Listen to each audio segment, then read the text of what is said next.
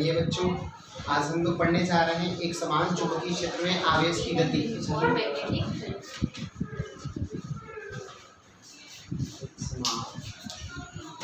चुंबकीय क्षेत्र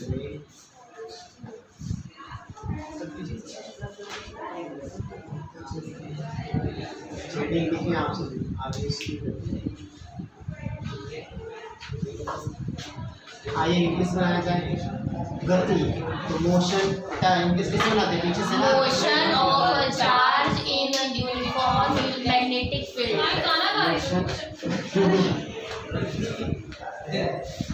motion of charge English हमेशा बनता है पीछे से।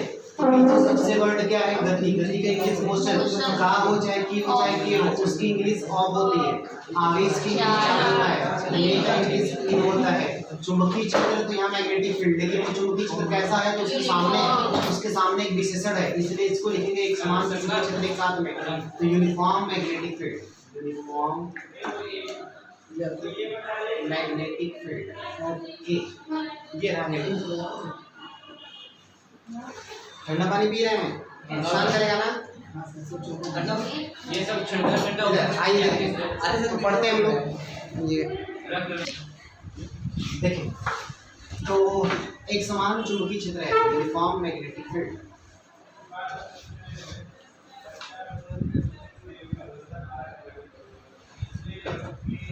किसी गतिमान आवेश पर चुंबकीय क्षेत्र में बल किधर लगेगा उसका निकालने का तरीका तो पता हो ही चुका होगा। Yes sir. 3-4 नियम आपने पढ़ा था ना।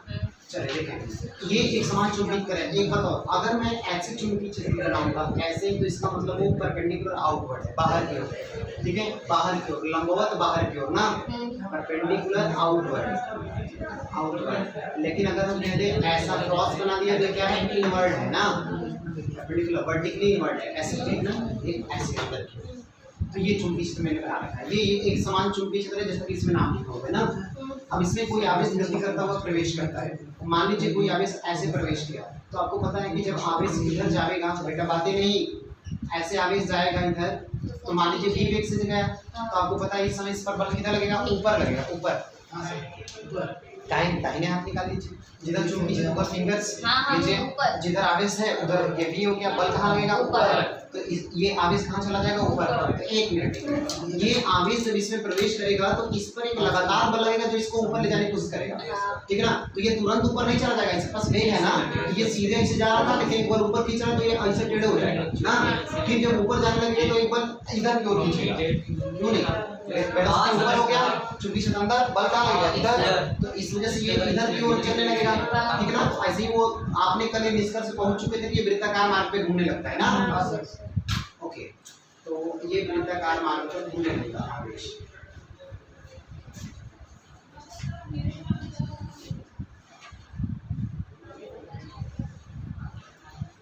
तो मान लीजिए यहाँ पर अगर आवेश है तो उसका वेग इधर होगा, जैसा अभी हमने माना उसके अकॉर्डिंग। आप उलट के भी बना सकते हैं, अब यदि ना हमने ऊपर से इधर कैसे भी बना सकते हैं, हमें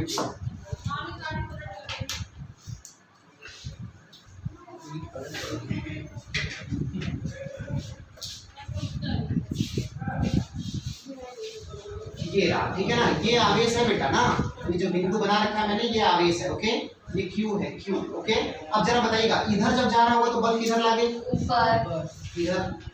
इधर जाएगा तो बल, जब इधर होगा तो बल है ना, इधर होगा तो इधर है तो बल इधर होगा। ठीक, ये हो गया सबके ना। मान लीजिए किस पथ पर, कितने त्रिज्या के पथ पर घूम रहे हैं? r त्रिज्या के पथ पे घूमने लगा। ओके ना, ठीक। तो मान बातें नहीं करेंगे आप, तो सुनना। तो ये बात निष्कर्ष निकल चुका है कि जब कोई आवेश किसी चुंबकीय क्षेत्र में लंबवत क्षेत्र के लंबवत अगर प्रवेश करता है, कितने वेग से? v वेग से, तो उस पर एक बल लगने लगता है। और वो बल जो लगता है, हमें पता है कि वो चुंबकीय बल लगता है, उसका value q v b sin theta होता है। लेकिन यहाँ sin थीटा का वैल्यू 90 डिग्री होगा बेटा, तो हम यहाँ लिख सकते हैं q v b होगा। बोलिए ना, वो मैक्सिमम छोड़िए, वो पहले इतना होगा कि नहीं? इधर, ठीक है ना। तो इतना बल लगने लगेगा क्योंकि 90 डिग्री प्रवेश किया है ना। अगर 90 डिग्री पर नहीं प्रवेश करेगा तब अभी इसके बाद देखेंगे, नहीं इसके बाद केस बना देंगे, ठीक है ना। अच्छा, तो मान लीजिए जब कोई आवेश, गतिमान आवेश किसी चुंबकीय क्षेत्र में, एक समान चुंबकीय क्षेत्र में 90 डिग्री पे, मतलब चुंबकीय क्षेत्र के लंबवत प्रवेश करता है। चुंबकीय क्षेत्र कहाँ था? अंदर की ओर। आवेश गया ऐसे, तो लंबवत है कि नहीं? हाँ। ना, तो 90 अंश में प्रवेश करता है, तो उस पर जो बल लगेगा उसका नाम चुंबकीय बल या लॉरेंज बल, और उसका वैल्यू कितना? QV sin theta. sin theta की जगह 90 डिग्री इतना आ जाएगा। ये बल लगेगा, इक्वेशन हम बना के छोड़ देंगे। ओके, इस बल की दिशा किधर होगी? उस कण के वेग के तथा चुंबकीय क्षेत्र के दोनों के लंबवत, हाँ। है ना? चुंबकीय क्षेत्र अंदर है ना। अब जरा मुझे बताइएगा, चाहे मैं इस समय चुंबकीय क्षेत्र अंदर है, बल इधर है, तभी तो 90 अंश है। चुंबकीय क्षेत्र अंदर है, बल इधर है, तभी तो 90 अंश है ना। हर हमेशा अब बताइएगा, वेग इधर है, अब बल लग रहा है केंद्र की ओर, तो केंद्र की ओर है, तो केंद्र से खींचेंगे तो त्रिज्या बनेगा। त्रिज्या हमेशा स्पर्श रेखा पर लंब होती है, इसलिए ये F हमेशा V पर लंब होगा। चुंबकीय क्षेत्र तो है। तो अब सुनना, तो लंब होने की वजह से क्या होगा, यानी कि इस पर जो लगने वाला यह बल है, कौन बल? चुंबकीय बल या लॉरेंज बल है। यह बल उस गतिमान आवेश के वेग के सदैव लंबवत होता है। इसके कारण उस वेग कण का वेग लगातार बदलता है उसका, परंतु उसके वेग का परिमाण नहीं बदलता। परिमाण मतलब चाल। हाँ। वेग का दिशा बदल रहा है कि नहीं? हाँ। यहाँ है तो इधर जा रहा है, वहाँ है तो उधर जा रहा है, दिशा बदल रहा है कि नहीं? तो दिशा बदल रहा है। अरे वेग एक सदिश राशि है। सदिश राशि है, सदिश राशि वो होती है जिसमें दिशा भी हो और परिमाण भी हो।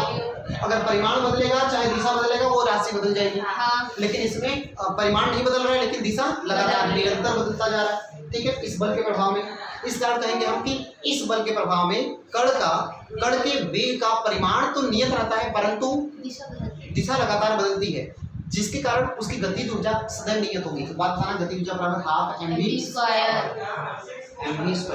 यहाँ हाँ के बेटा, यहाँ पर दिशा उसा रखते हैं क्या? नहीं। दिशा रखते हैं क्या बेटा? नहीं ना। तो यहाँ पर दिशा नहीं रखते हैं जब, तो इसका के हमेशा उतने आएगा, तो गतिज ऊर्जा घटना बढ़ना नहीं चाहिए। ऐसा तब देखिए, एक वस्तु पे बल भी लग रहा है।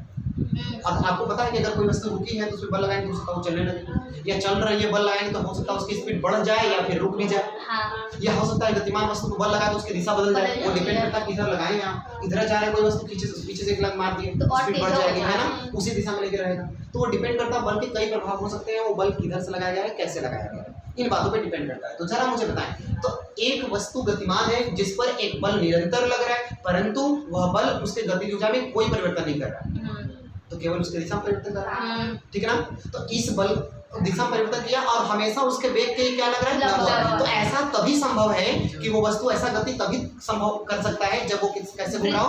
वृत्ताकार, क्योंकि उसका वेग बदलना चाहिए। वेग बदलना चाहिए, गति ऊर्जा नहीं बदलना चाहिए। आप ये सब वेग बदल रहा है तो ये तो गति ऊर्जा बदल जाएगा बेटा। वेग का परिमाण नहीं बदलना चाहिए, दिशा बदलना चाहिए। बल लगा भी लेकिन उसका वेग का परिमाण नहीं बदला, स्पीड नहीं बदला, बस दिशा बदल रहा है। इसका मतलब ये हुआ ये बल बस उसको घुमाया जा रहा है, समझ रहे हैं ना? ये बल बस उसको घुमाया जा रहा है। तो इसलिए कहेंगे कि ये जो बल लगा है वो बल हमारा इस कण के लिए, जो गतिमान आवेशित कण है, इसके लिए वह एक आवश्यक अभिकेंद्र बल प्रदान करेगा, क्योंकि वो वृत्ताकार पथ में घूम रहा है। तो वृत्ताकार पथ पे कोई आवेशित कण, कोई भी कण तभी घूम सकता है जब उस पे अभिकेंद्र बल लगे। कक्षा 11 पढ़ चुके हम, ठीक है ना। तो इससे स्पष्ट हो गया कि जो इस आवेशित वस्तु पे जो ये बल लग रहा है इस समय, वह बल उस वस्तु को केवल वृत्ताकार पथ प्रोवाइड कर रहा है, वृत्ताकार पथ पर घुमा रहा है, लेकिन उसके वेग में कोई परिवर्तन नहीं कर रहा। तो इससे स्पष्ट हो गया कि जो ये हमारा बल है वो बल उसको अभिकेंद्र बल का काम कर रहा है, अभिकेंद्र बल प्रदान कर रहा है। तो इसलिए हम कह सकते हैं कि यहाँ लिखेंगे, आपको बोलेंगे जब तो यहाँ लिखवाएंगे कि यह बल ना, यह बल आवेशित कण के वेग तथा चुंबकीय क्षेत्र दोनों के दिशा के लंबवत है। इस बल के प्रभाव में आवेशित कण के वेग का परिमाण तो नियत रहता है, परंतु उसके वेग की दिशा लगातार बदलती रहती है, जिसके परिणाम स्वरूप उसकी तथा उसकी गतिज ऊर्जा में कोई परिवर्तन नहीं होता। ऐसा तभी संभव है जब वह आवेशित कण किस प्रकार की गति करे? वृत्ताकार पथ पर गति करे। अतः अब बताना, इस बल के अतिरिक्त कौन बल लग रहा है अलग से? नहीं ना। इसका मतलब यही बल उसको आवश्यक वृत्ताकार केंद्र के लिए आवश्यक अभिकेंद्र बल प्रदान करेगा। ये दो लाइन लिख दिया। इसलिए यह बल, यही बल ना अभिकेंद्र बल बना। तो कक्षा 11 से बताना, अभिकेंद्र बल का फार्मूला हमने पढ़ा है mv²/r। ठीक है ना। तो अब बताना ये दोनों बल बराबर है, हाँ। समीकरण 1 व दो 2 से। इसको चाहे तो सी लिख सकते हैं, हाँ, सेंट्रीफ्यूगल centrifugal, फोर्स, हाँ। इसको चाहे तो ई लिख सकते हैं, अरे एम हाँ, मैग्नेटिक फोर्स है ना। तो दोनों को बराबर करिए तो फ्रॉम 1 एंड टू। 2 तो 1 और 2 से, तो जरा दोनों को बराबर करिए, MV QVB sin equal to MV square by R। V से V कैंसिल, V से V कैंसिल, तो ये बना R को इधर भेजिए, R equal to MV upon QV। समझ में आया। ये वृत्त जिस वृत्ताकार पथ पे कण गति करेगा उस वृत्ताकार पथ की त्रिज्या। एक बात याद रखना, क्या इस वृत्ताकार पथ की त्रिज्या एमसीक्यू जो पूछा है, इस वृत्ताकार पथ की त्रिज्या किस बात पर डिपेंड करेगा, मास ऑफ द पार्टिकल। आवेशित कण का द्रव्यमान जितना ज्यादा वृत्ताकार पथ का त्रिज्या उतनी ज्यादा, काहे अरे द्रव्यमान भारी रहेगा तो जरिए से थोड़ा मुड़ेगा, दूर से जाके मुड़ेगा, नहीं समझिए। अगर भारी कण है वो गति करते हुए ऐसे इंटर किया, उस पर एक बल लगा रहा है, इधर चले आओ, तो भारी वस्तु को उतना ही बल कम तेजी से खींचेगा, छोटे बल के लिए ज्यादा तेजी से खींचेगा, नहीं समझे। समझ गए। ये बताओ डायरेक्टली क्वेश्चन लेके नहीं, एम का मान ज्यादा होगा तो आर का मान ज्यादा हो जाएगा, समझ गए ना। अच्छा अगर भी जैसे आपने मूवी वगैरह में देखा होगा, वो पहाड़ पर से वो क्या कार गिरने वाला है नीचे, उसमें नायिका बैठी है, नायक चिल्लाते बचाने यार, समझे ना, पकड़ करके झूल गया, वो पीछे पीछे जा रहा है, कहाँ रुकेगा आपको पता है, लास्ट में या तो इसको पेड़ होगा या तो पत्थर होगा। हमें स्क्रिप्ट लिखते हैं, आपको पता है ना, वो लास्ट में फोर व्हीलर कहाँ रुकेगा, या तो एक पेड़ होगा या तो एक पत्थर। आपको ये भी पता है वो पेड़ भी उखड़ेगा, पत्थर भी गिरेगा, जब हाथ चलेगा ठीक ना। तो इधर सुनना, तो इसलिए अगर वही के जगह पर ट्रक रहे तो सर वो ट्रक को कैसे पकड़ेगा? देखो तब तो नायक नहीं का तमाम हो गए, कहानी खत्म, समझ रहे ना, तब है ना। अब सुना यहाँ पर, तो इधर मास जितना ज्यादा आर उतना ज्यादा, बोलो ना, बताओ सुना, इधर सुना, वेग जितना ज्यादा कड़का आर भी ज्यादा। भाई अगर बहुत तेज में निकला तो दोनों खींच रहा है तो दूर से जाके गिरेगा।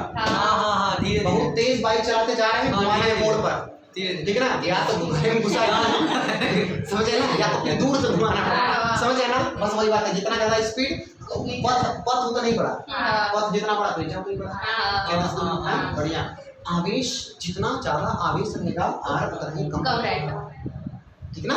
आगे बी जितना ज्यादा होगा, चुंबकीय क्षेत्र जितना ज्यादा होगा, आर उतना ही कम होगा। काहे अरे भी चुंबकीय क्षेत्र ज्यादा होगा तो चुंबकीय क्षेत्र बल ज्यादा लगेगा, जब बल ज्यादा लगेगा तो उधर कहाँ जाता है, इधर खींच देगा।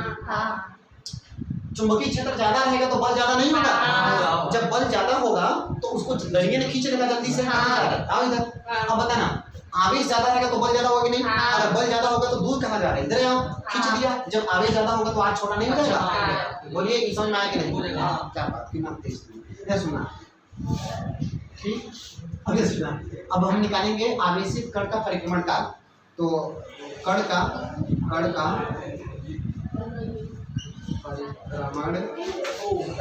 काल, पीरियोडिक टाइम ना बेटा, एक चक्कर पूरा करने में जितना टाइम लगे वो क्या कहलाए, पीरियोडिक टाइम, आवर्तकाल।